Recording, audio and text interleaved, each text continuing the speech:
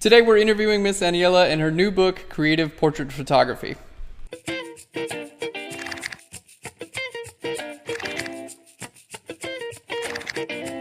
Hey guys, welcome to Phlearn. My name is Aaron Nace. You can find me on Twitter at aknacer, and this is... Hi, I'm Miss Aniela, and you can find me on Twitter at Miss Aniela. That's perfect. And it's been awesome talking to you, getting to know you this morning. And I've, by the way, been following your work forever, and I'm so excited to finally meet you. Thank you. Pleasure to meet you. Not in person yet, but over the Skype is it's cool enough. And I'm so impressed with not just you as a person, but with your book in general. And I want to get people so excited about it because literally this is, and I mean this not just because you're a friend of mine, but this is the best book on photography that I've ever come across. Like it's just so damn good. I'm gonna flip through the page. This is all gold, everyone. This is just pure gold, slapping me in the face with gold. Thank you very much, Aaron.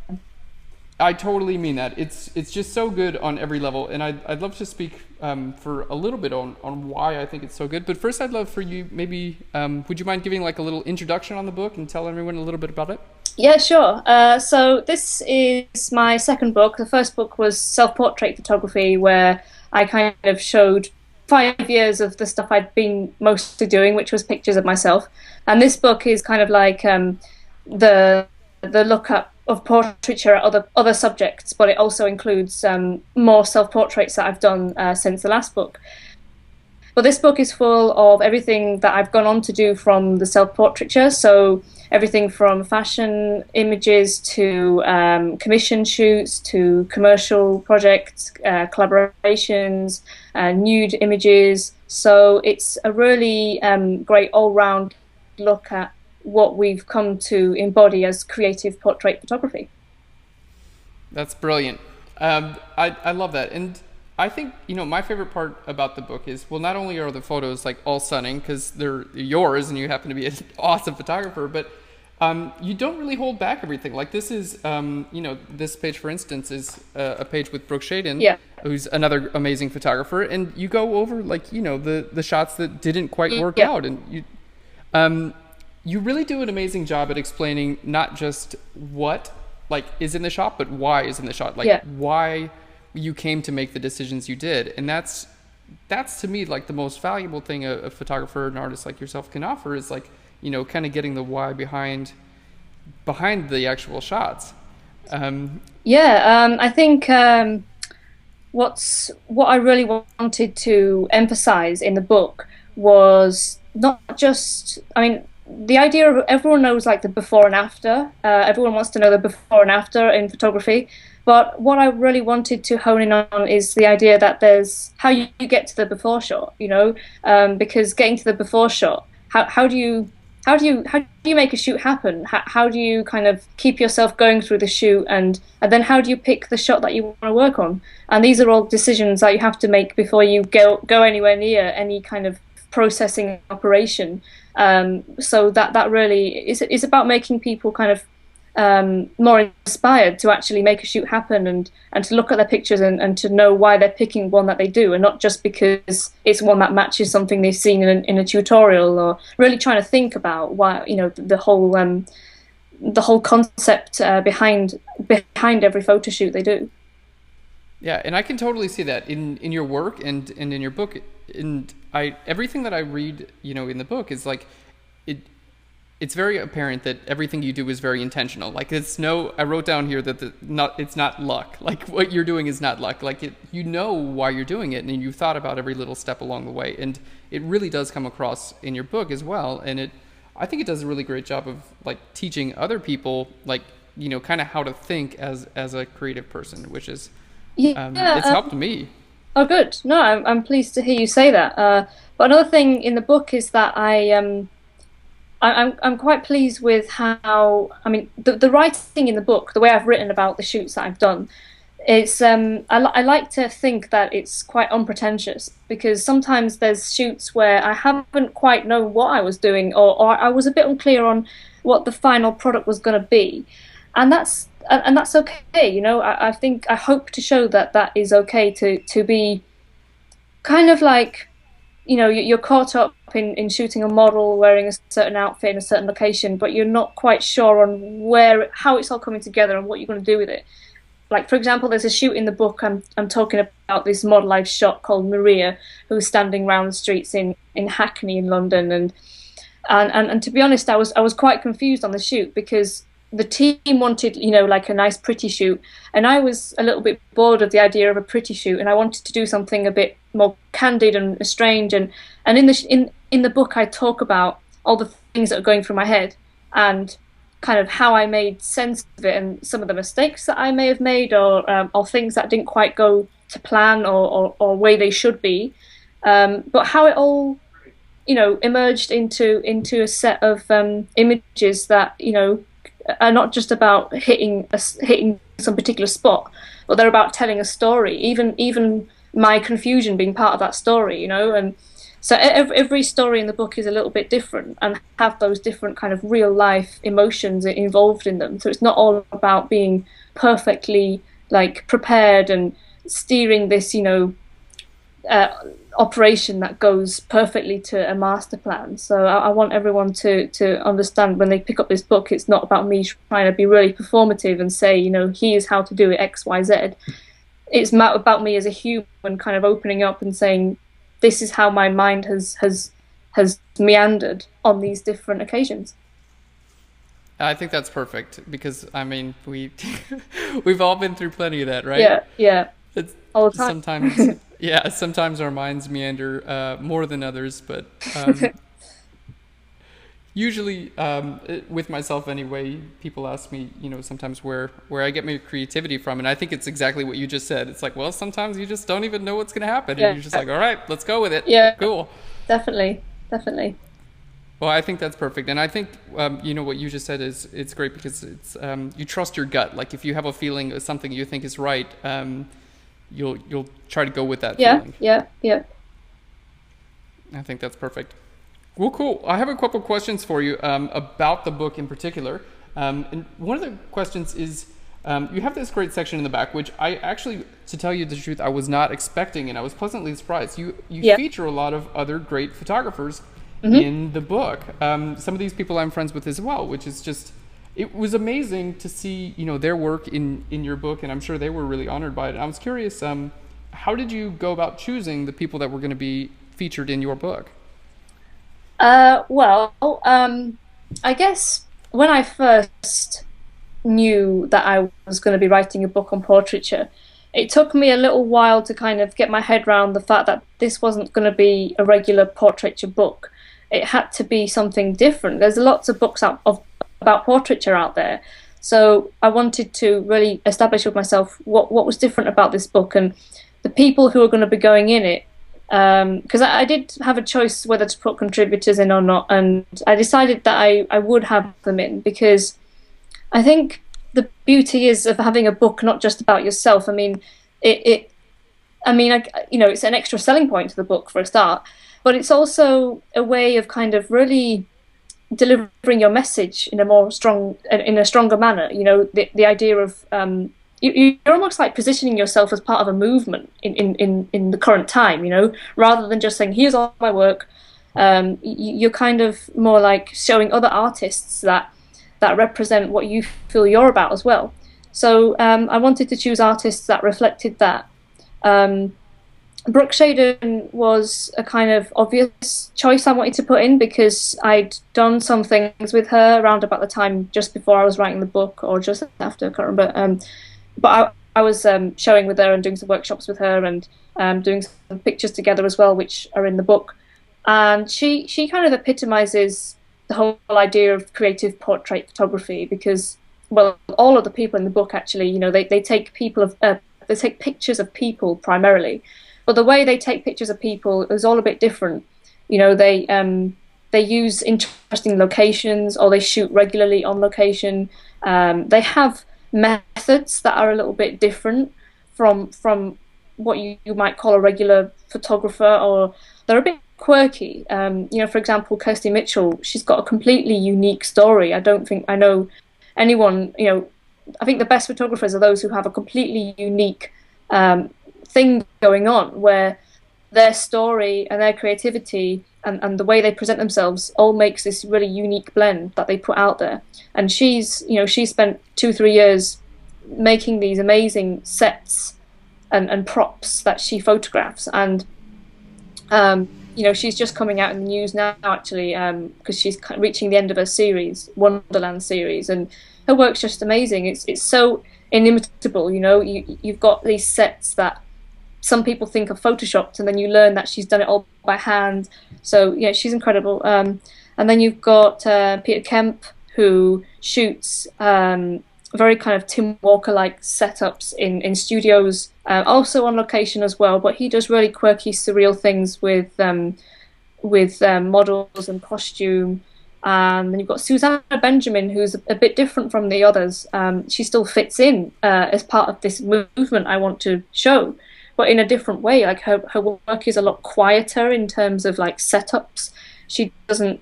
She's somebody who's steered more towards fine art, even though she does shoot fashion at the moment. So she's very I call her quietly top quality. Her work is really moving, but not in the more overly contrived way that the other photographers work. And then the other contributor, have I covered them all? There's 5 of them. Alex Sutter. Oh yes, Alex. Yeah, again, somebody who, like all of them, I've got to know through Flickr. His work I've been following for a couple of years now, and he's what I see in the same circle of photographers like Brooke Shaden, who are really kind of self-made. I guess a little bit like you and I as well. Just using yourself as a subject to start with, and really using that as a way to feel yourself, feel around creativity, to really kind of feel what your I don't know what your direction is going to be creatively. And his work is just really astounding quality for his age and for his experience, and it's really exciting to see where he's going to go with it, and indeed all of them as well, to see where they're going to go. So yeah, that's I managed to get them all on board to be in the book, so I was very happy. Awesome. Yeah, you did a really wonderful job picking the people, because everyone in here I'm familiar with, and I would have associated with them with you anyway, and I was just, each one of these people is, like you said, they have their own vision and their own style, and they are themselves. And I can look at any one of Brooke Shaden's work and know it's Brooke's. Same with Alex. It's just, well, it helps that they're in them a lot of times, but yeah. And also it's really interesting to read what they've written in the book, because this is stuff they've written, well, on the whole, just for the books. So you get to hear about them, things that you've maybe not heard them say before, and it's really interesting to get inside their mind. They've all been really good at writing about really powerful statements. A lot of them have made about what they want to do with their photography. They're all real artists, because they all have a vision, and they all critically kind of construe how commercial work would potentially compromise that. I mean, they're all going to go places in commercial work, no doubt, some way, shape or form, but they're all very they've all got very powerful visions that they want to keep intact, and they want to take into an autonomous direction. And they write about that, and it's really inspiring to read that, because there's so much in there that I empathize with as an artist, and I think likewise for many other creators that read this book. That's brilliant. Yeah, couldn't have said it better. I love it. I'm going to ask you a couple more questions, and we're getting harder and harder. Okay, I want to know about the book specifically. What is your favorite tip or secret or piece of advice, or something that you wrote about that you feel like you're the most proud of, or that's going to help people the most? Well, there was some reading I was doing at the time of writing this book, and it kind of fed into what I was writing. I think really, if I were to identify something, it would be in the introduction section, where I write about the portraitist as artist in the first chapter. And I talk about how being an artist is not a kind of genius vocation. Creating art is something that not everyone can do, because not everyone has it in them to want to do it, but everyone technically can be. You know, you don't have to be a special person to create. And with photography, photography often gets caught up in the technical discussions, which is why a lot of artists get frustrated at this confusion between the creating side and the kind of more technical side. And I write in the book about how you should kind of let go of the, I guess, insecurities of matching other people's abilities. I think in answer to your question, I would say the initial pages where I talk about how I guess concentrating on your own thing, because other people's methods and other people's, you know, ways of doing things, they're all useful to look at, but then they've got nothing to do with how you operate. You can take tips from other people, but really it's about how you get to your next piece of work is where all your past work has taken you. You don't have to worry too much about comparing yourself to other people, because they're in their own worlds. You know, you've got your world, and your work is special as long as you're honest with yourself about where your inspirations come from and how you're mixing them together, and not imitate any one person or thing, because that's the road to frustration and yeah, lack of confidence, I think. I couldn't have said it any better. That was absolutely brilliant. Thank you. You're welcome. So my next question is, and this is a hard question, especially for an artist to answer, because it's about themselves. But I want to know what, in your opinion, what you are best at. What is Miss Aniela the best at, and how does that come across in the book? Like, what is the advice that you feel you are the best at giving? Okay, I think to combine what other people would say and to combine what I would say, because I think other people would say that I'm best at, like you would say about yourself, Photoshop. But what does Photoshop really mean? I mean, there's techniques in Photoshop, but if you apply those techniques to any old picture, you're not going to get there. So I think to elaborate on Photoshop, I would say that I'm best at making something happen from a certain situation, a certain set of pictures. Like, for example, if at an extreme I do a shoot and it's really confused and I don't know what I'm doing, and not that that happens very often. Well, I'm joking, but let's just go to the extreme. And then I was to go into those pictures afterwards, and I think there's often situations where I make something happen of those pictures, and what happens of those pictures ends up becoming my portfolio. You know, my whole range of a whole body of work. I mean that there's differing levels of intention that I put into my work more and more. You know, I'm trying to put together series that have, you know, similarities between different pictures, and but even my current series, Surreal Fashion, I mean, even though the whole set of pictures follows a kind of concept of, you know, things becoming weird in paintings becoming alive and things like that, each picture often is mostly unplanned in terms of composition. They end up becoming real through just experimentation in post-production. So I think post-production, I'd say, is where my strength lies. But obviously, to get to any certain set of pictures, you've got to have being able to listen to your instincts in the shooting as well. Obviously, the shooting is always important, and it's just that some people have more of a plan in the shooting than others, and I'm somebody whose plan often becomes, you know, adapted to desires that come in after the shoot as well as during. Yeah, totally. And I do the same with my work as well. And it's, you know better than anyone that Photoshop is important, but it's, you know, if you start off with something that just, you know, you kind of have to start off with something that is at least somewhat decent, or, you know, has somewhat of an idea of where you want it, and then you can take it in another direction. But usually, you know, not use, for me, I don't usually use Photoshop to fix photos that were wrong. I usually use them to get a concept across. And would you say that you do that as well?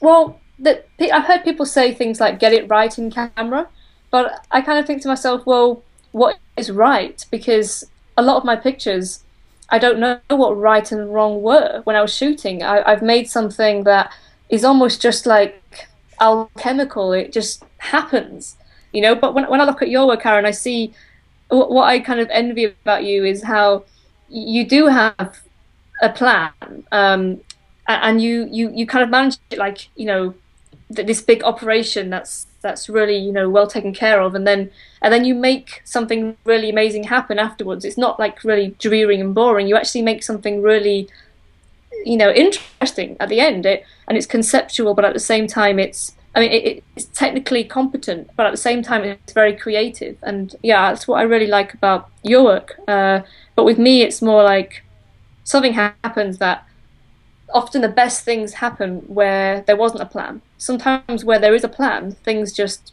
fall on their ass and look a bit boring. But I have to just listen to the picture. And like, for example, a very recent picture I just did last weekend, the shot I took that was the foundation for the final picture was pretty much a kind of like, not an outtake, but like a candid shot of a girl just leaning on a piano. And I found myself coming back to that picture again and again, and I thought, oh, let's go with it. Let's make this work, because I just liked it, and I just went with that desire to do something with it, even though the picture was not technically 100% perfect. It's about acting on that kind of feeling of just joy and excitement to whatever it is about the picture that you like. So that's important as well as having a plan, I think. Yeah, I so envy that about you. That you act a lot based on your feelings and your intuitions and your emotions. And what you said about me earlier it's actually, it's one of my downfalls too. Is that I, just as a person, I'm less guided by my emotions. So I have to have these crazy elaborate plans, or I get absolutely nothing. But it's amazing that you can put so much feeling into your work, and that's a very hard thing to do. Like it's always been an extreme struggle of mine, and you seem to do it very, very well. So, well, there's pros and cons to each one. I think I definitely see the pros of yours as well as of mine. So there we go. We should do a collaborative shoot. I'm sure it would be the most weird, messed up shoot ever, but it'd be interesting. It'd be so technical, and it would be so, guided by feeling and emotion. Yeah. It'd be just it'd be just black. People are like, I don't know what it is. Great art.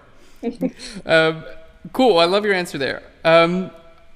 We had another question here, and it's about your book specifically. And you do include like your own personal work, but you also include commercial work.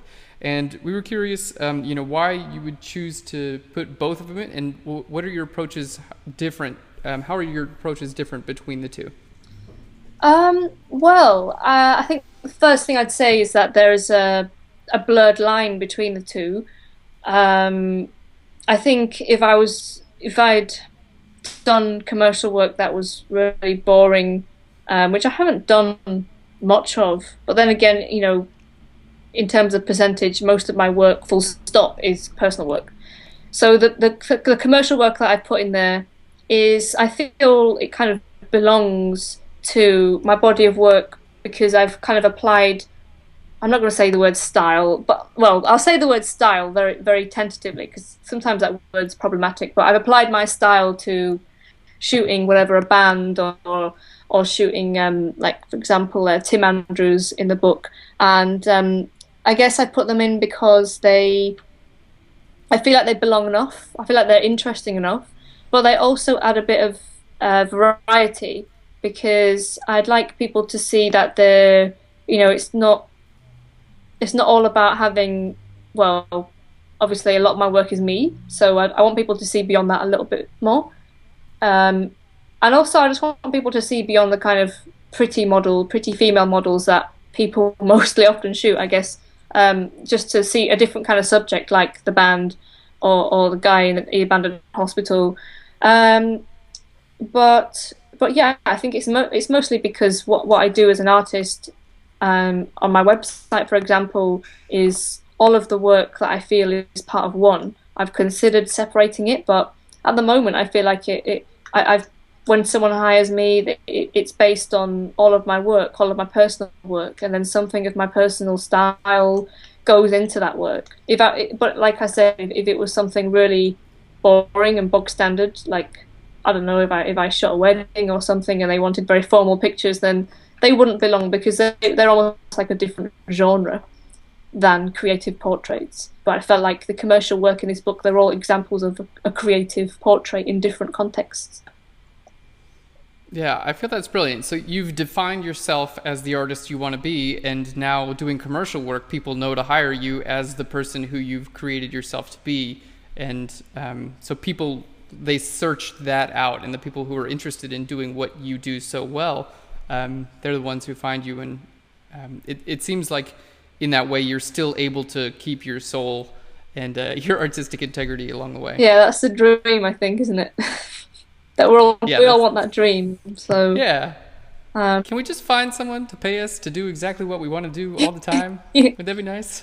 Well, I finding like the thing about commercial work that I always forget, because I always want to do commercial work, and then when you find yourself doing a job, and then you have to deal with the needs of someone else at the other end, you kind of think, oh, I just want to go back and do something of my own again, because someone else's mind has entered the ring, and they have demands, and you might like something and they just don't see it. And so it can be frustrating that even when someone does hire you based on your vision, they still want something that's so specific to your personal work that you almost can't put it in your commercial work, because the commercial work is a little bit different. So it is always rewarding to have a client who is really pleased with what you've given them, because you feel like not only have you pleased yourself, you've pleased someone else in line with what they want from you, and that's really greatest feeling, I think. I couldn't have said it better. It's brilliant. Yeah, and it's not that it's rare, but it can be tricky in choosing your clients as well, right? Yeah. Okay, cool. I know artists are usually really hesitant to give away their secrets, even though, in my opinion, there's really not many secrets, and even if a person has even if I gave away all my knowledge, no one would create the same photos that I do. They couldn't, because they're different on the inside. How do you feel about that? Like, you've given away so many of your secrets, or some great advice here. How do you feel about giving away knowledge like this? Well, that's a very loaded question, and I probably could spend all day answering it, but I'll try and be succinct. I think this is really one of the main things that I had in my mind when I was writing this book, and also my first book a little bit, but even more with this book. I feel like this whole idea of giving away secrets, I mean, I agree with you that there are no secrets. I mean, when I was doing my workshops on levitation photography, I wanted to stress that the way to do it is easy. It's what you bring creatively to the technique that makes an interesting picture.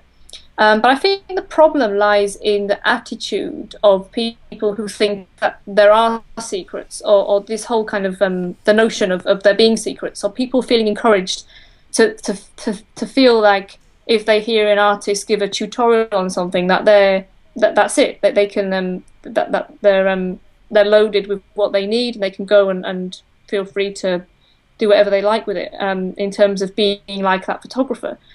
But I think the main thing in the book is that I wanted to steer away from just showing, like, I don't know, a step-by-step of processing a picture in Photoshop. Because like you asked me earlier, I think the main thing that people know me for is, Photoshop techniques and trickery, and how did you do that kind of response to various different pictures. And I wanted to show that it's not just about clicking something in Photoshop to make an interesting picture happen. It's a lot of ingredients that goes into making something happen, right from the planning, who you're shooting, why you're taking a portrait, picking the location, picking the styling, or not styling it, however it is.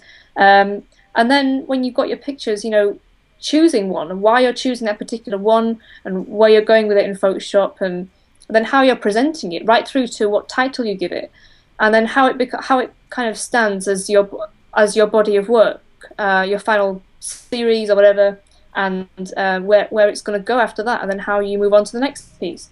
And so it's not. I want people to.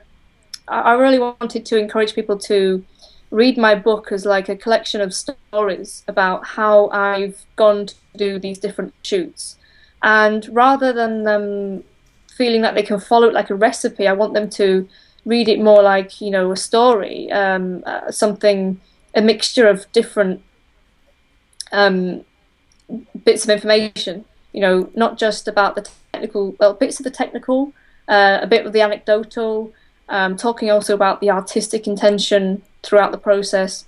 So it doesn't just, so people are not drawn to just wanting to take one thing from you, because there's like two opposites. I talk about this in the book. I talk about how you've got guidebooks that talk about, you know, Photoshop, using a camera, all the technical stuff that people learn, like trade show type stuff.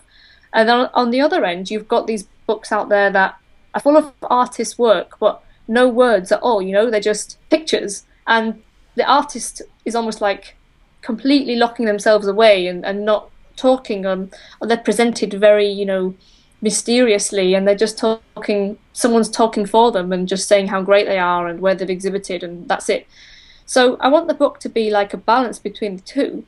I want it to not be as boring as a guidebook, but not as pretentious as, you know, an art book just showing my latest, greatest pictures, you know. I want it to be a mix of the two. I want it to be a book of images that people can be inspired by, but more inspired to act on the feeling they get from reading about my photography and looking at the photography, rather than wanting to just copy one particular thing that they see in. Although, you know, they might go and do something they see in the book, but I want them to feel all round inspired by everything they see in the book. And one way that I've tried to steer them towards that direction is by, in the book, instead of having kind of like the very thorough step-by-steps, I've tried to differentiate each story. So some stories show maybe some behind-the-scenes pictures, maybe a picture of it, how it looked in the middle of processing, and then another spread will just have hardly anything at all but the final image, and then another spread will have, you know, pictures that weren't chosen. They were like not outtakes kind of, but they're more like pictures that where I explain why I didn't choose that picture, things that I tried that I decided to reject and why. Because, you know, when we shoot, we've got zillions of pictures on our CF cards, and we have to somehow whittle them down and make a decision. And that is a process where you can either, you know, you can make a bowls of it, or you can make a success of it. And I think that that's really what I want to talk to people about through my book. I want to say, look, photography is this whole long journey of right from the initial thought in your head right through to the putting the picture online or into your portfolio, and there's a lot of things to think about. And here's a collection of exciting situations that I've been in, where hopefully you can take something away from them, tips, nuggets, bits of inspiration, but not just like, you know, giving you one secret, you know, as if that's the key to creativity, because the creativity all comes from within and not from a book or any tutorial. So that's the essence of my ethic, I think, in this book, that I hope comes across to people.